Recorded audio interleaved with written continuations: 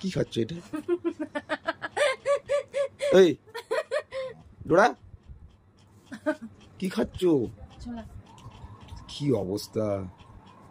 হ্যাঁ কি আছে পেটের মধ্যে? এক্ষুনি রুটি মাংস সব খেয়ে এলে আবার এসেই ছোলা, আবার আমার মেয়েটাকেও তাই বানাচ্ছ নিজের মতন।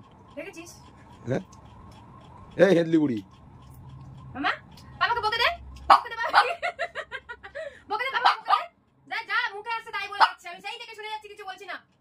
আমি কিছু বলছি না মানে আমার চুপ করে শুনে দিচ্ছে। হ্যাঁ ওদের একা বলতে পারে, আমি বলতে পারি না।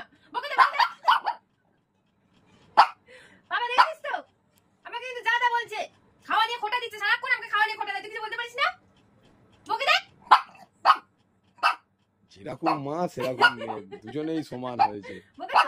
আচ্ছা আমাকে একটা হাম্পি দিয়ে দি, হাম্পি দিয়ে দি, দেখি দেখি। থ্যাংক ইউ আমার ওই ঝগড়া করার জন্য। একটা একটা দাঁড়া ছাড়ানোটা দি। কি অবস্থা ওর? ইও কর্ম করে। তুই কি খাচ্ছিস? চলা চলা চলা। এই এই মেয়েটা, ডোরা একটা বাটি এনে দে তো।